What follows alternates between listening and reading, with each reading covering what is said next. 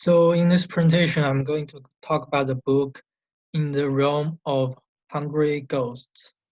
So this book mainly focuses on the evidence that childhood stressors increase the likelihood that one will become an adult addict, whether to an addictive substance or any addictive behaviors. So his criticism about how society reviews addicts as making poor choices when instead, like addicts, they are often dealing with the consequences of the severe childhood stress or even some with severe trauma. So they just express those childhood stress in a addictive substance or addictive behaviors. So in this book, it talks about some scientific data, also mainly focus on like the stories of his patient and his own addiction stories. So let's get into the book. So this book has 7 parts. I'm just gonna go through each part and talk about um, each part. So each part has like several chapters. For the first chapter, mainly it talks about the stories of his patients because he's a physician. He treats people who suffer from addiction. Um, so in this book, it includes the story of those addicts the author has treated, or some of the patients were in the treatment while he was writing the book. So he actually outlines some, um, in the first chapter, outlines the physiology that informs those stories that from birth to struggling adulthood. So the stories of abuse and the neglect are also informed by a focused literature review to examine the dopamine deficiency and poor self-esteem and absent coping skills. So those behavioral patterns extend from the childhood, especially trauma. So the author points out that the drug abuse is a secondary coping mechanism to survive a life many would not otherwise be able to. Um, so substance abuse, uh, rather than like we talk about like it's a disease, it's a choice, but in this book, the author talks about it's a coping mechanism for them to survive from the childhood uh, stress or childhood trauma. So addiction is about escaping distress, not chasing pleasure. So the author believes that the pain is always the source of the addiction. Most of the addicts the author talk about were suffering some kind of childhood trauma. So this is a quote I got from the book. So the author actually wrote this to one of his patients. So the quote is, "In his heart, he wants beauty, no less than I, and no less than I needs love." So it has chapter one, especially it has uh, several stories about his patient. So it has a patient who once stopped using the that's during her pregnancy. It also has a story about like a patient who committed a murder when he was high. So I mean, I found the most, I guess, interesting or helpful thing about this book is like the author shows a compassionate outlook towards the addicts under his treatment. So when he described the realm of hungry ghosts, he is not judgmental. I guess he promotes the idea that those needs drives the hungry ghost, not the rationality, not some of their narcissistic personality, or none of them because of their all kinds of negative aspects that people would like to describe addicts. So that is one part I like the most about this book because the author actually present um, with a very passionate attitude about the addicts. So the next part is physicians heal themselves. Who's in charge, the individual or the behaviors?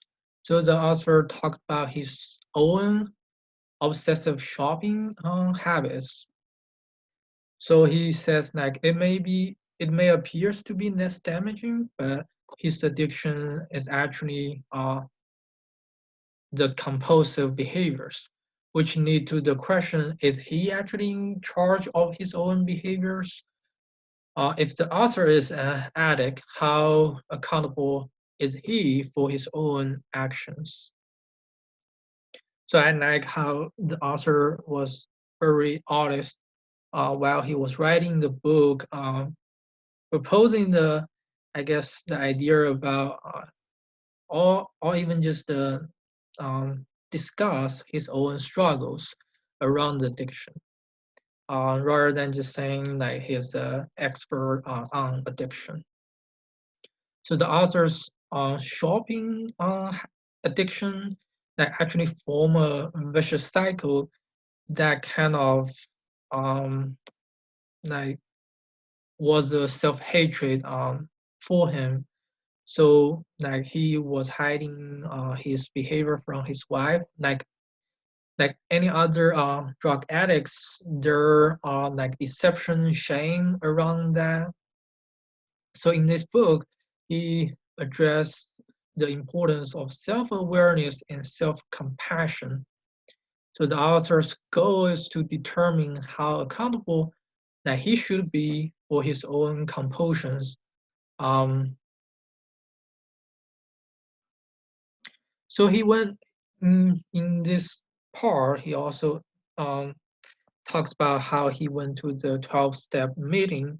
So the 12-step meeting is his attempt to confront his addiction to shopping, and so he also admits that he's a workaholic. So he's also addicted to work. So that 12-step meeting allows him to say that his story is not unique and that there is indeed overlaps between the nature of the compulsion and his compulsion and the compulsions of other drug addicts.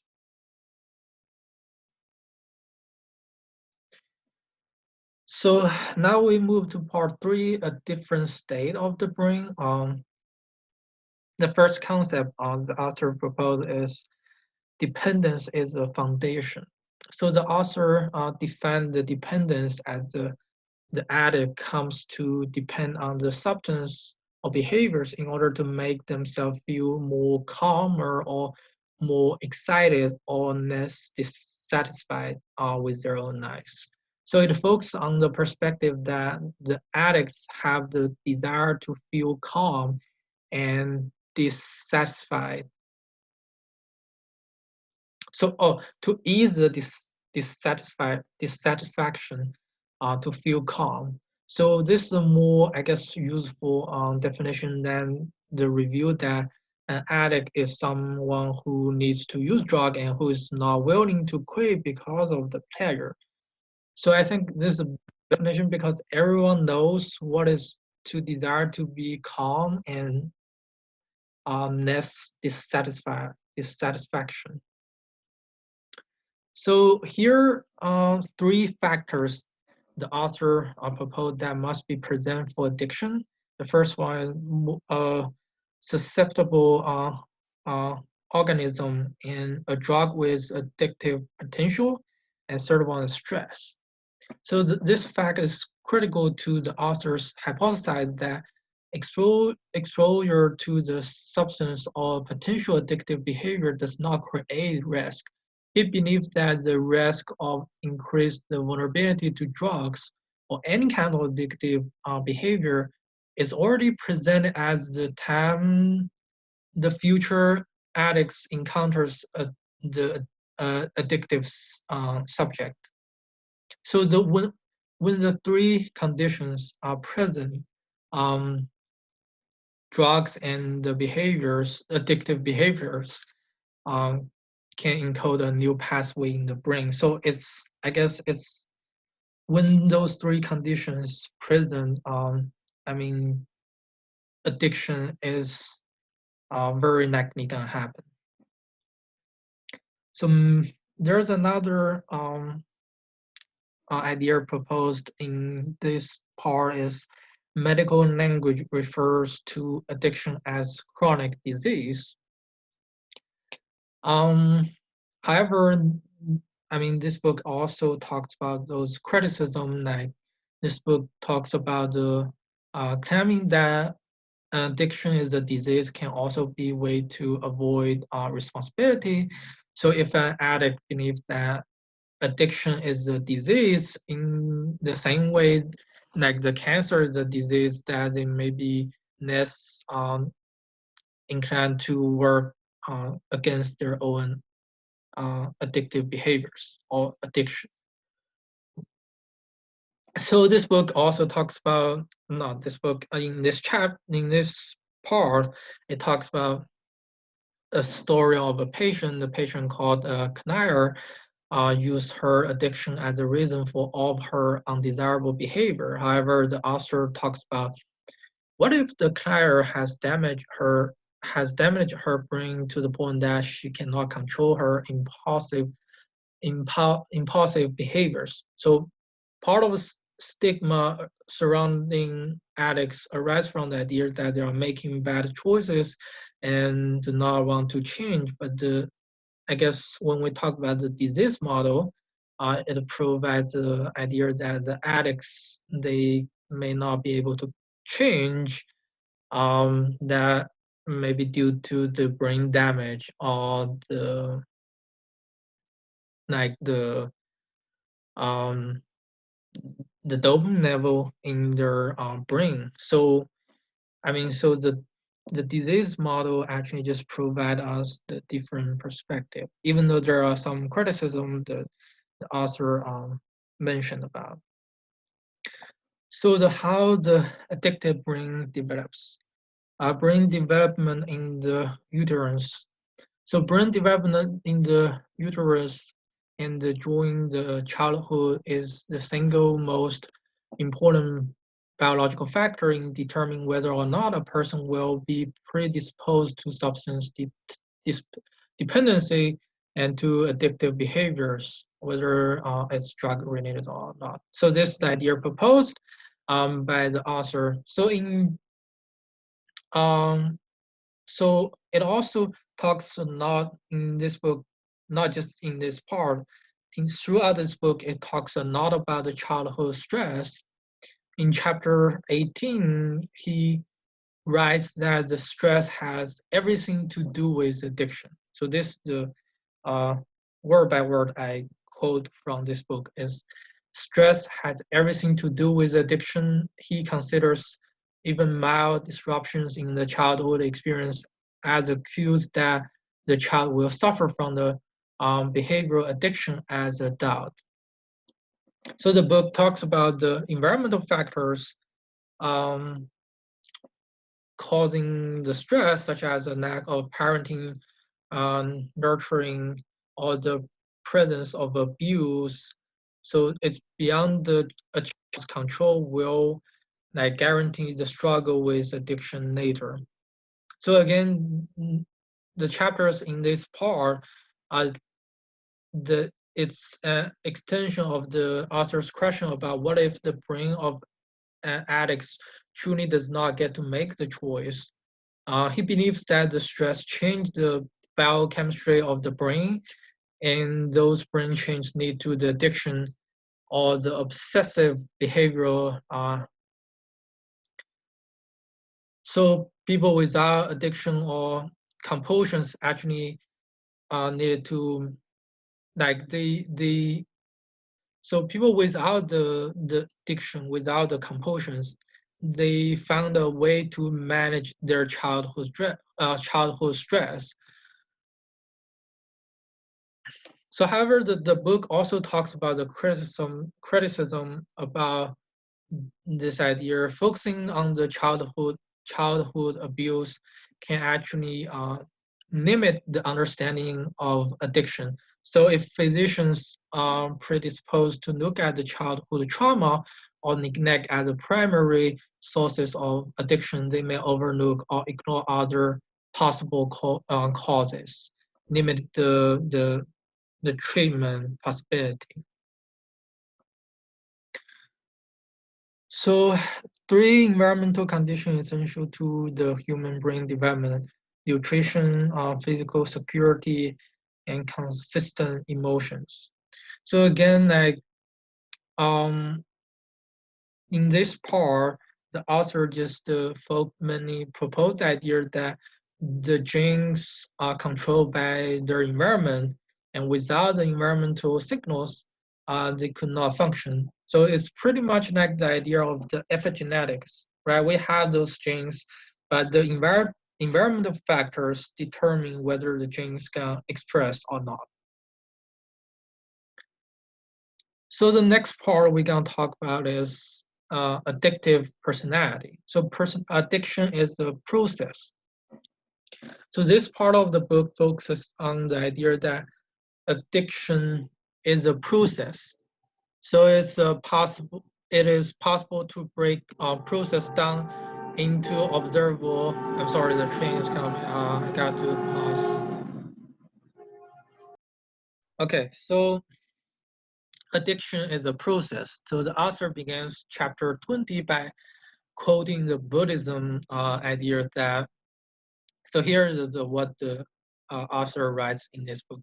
So because Buddhism is associated with sophisticated process of engendering self-understanding, if, as the Buddha suggests, everything pleasurable is potentially addictive, then how should we live?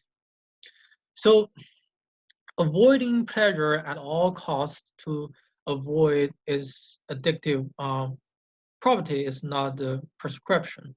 So the author believes that the key to acknowledge and observe the states of man that are now craving um, to, I guess, to arise.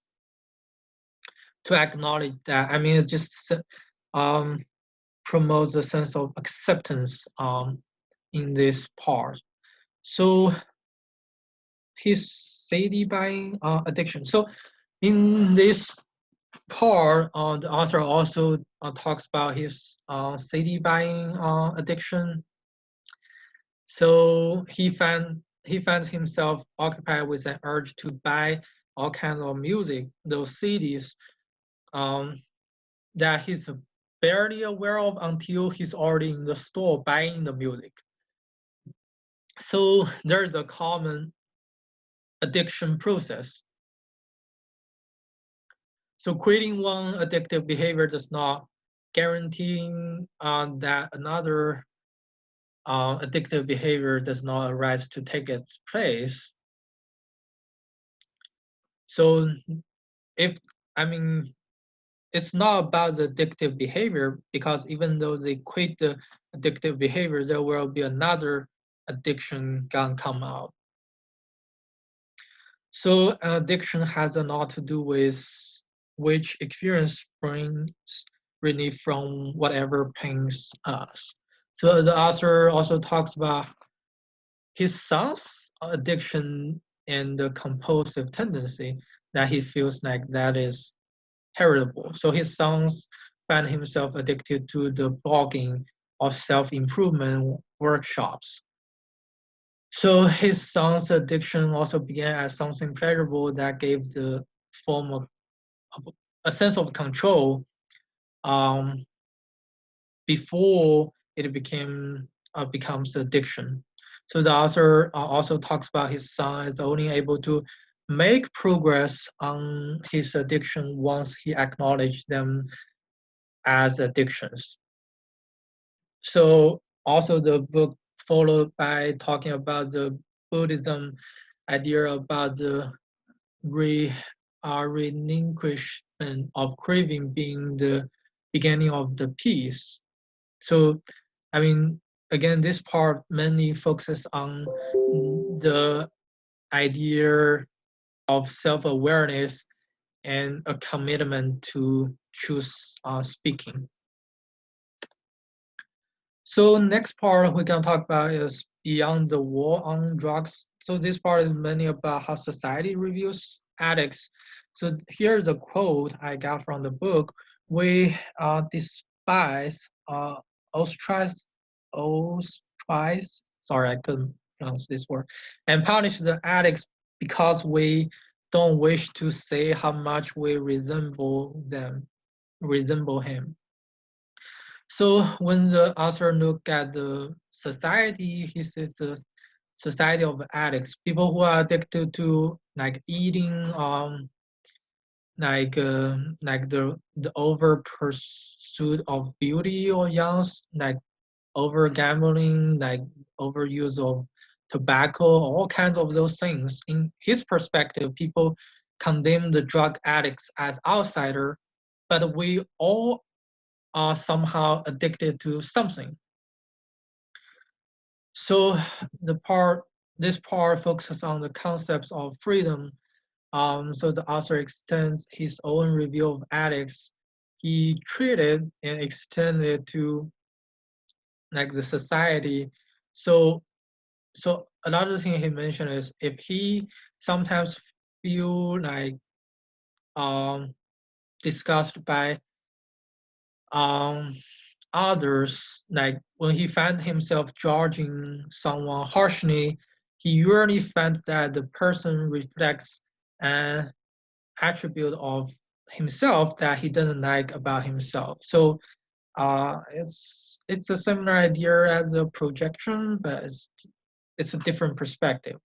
So if the idea is if an entire society um, take such a review like um, the addicts they are bad. I mean the addicts would not able to find resources for help. So another concept here is compassion, understanding, and self-awareness are key to fighting addiction. So confounding the author's idea of addicts review and as outsider is a problem of the war on drugs, which he finds counterproductive to addicts. So his patients have frequently um, have problem with the law enforcement. So the addicts often claim that the police despise and abuse them, um, and like just undermine them because they are addicts. So if the addicts maintain addiction in order to reduce the feeling of powerlessness, mistreatment at the hand of those who actually uh, misuse the power to, I guess, arrest those addicts to misuse the power. So the United States government, I mean, in this book, the author said the United States government is the most aggressive on the war of drugs, and the criminalization of drug does not seem to be effective for treating addiction. And then the author talks about how the compassion, understanding, and self-awareness, they are the key to of fighting the addiction. So the next part is the healing part. However, the author does not focusing on like the treatment. However, just talks about like how to treat ourselves gently and with compassion. The key to the compassion is learning to observe and acknowledge our own mental states, weaknesses, and strengths, and to foster a sense of non-judgment. So a very important thing talk in this part is the present moment. So the part 7 is talking about taking responsibility for one's current circumstance, not the future, not the past, but the present moment. So the author start with himself, talking about his continuous struggle with his obsession and addiction. So the biggest change he makes in terms of contributing to his own improvement, make towards the happiness, is that he takes responsibility for himself and his actions. So this does not mean that he stopped buying music compulsively or stopped being as a workaholic. So rather, he said like he stops lying about his motivation. He does not use his past as justification for his behaviors. So this leads to another idea here is to review oneself with love and curiosity. So his reviews addicts with the compassionate curiosity, like while talking about the Buddhism, like so he outlines a method to how to change one's perspective on addictive urges. Urges is it is not a prescription for how to treat or how to end addiction, but how to review oneself with love and curiosity. So the method do not, I guess, remove the urges, but to review ourselves from the different perspectives. Most of the addicts the author describes in this book, they are self-hatred. Even when the author describe his own um, addiction, it tends to be self-hatred. So this largely because people identify themselves with their actions. Um, so the addicts, they identify with their addictive behaviors.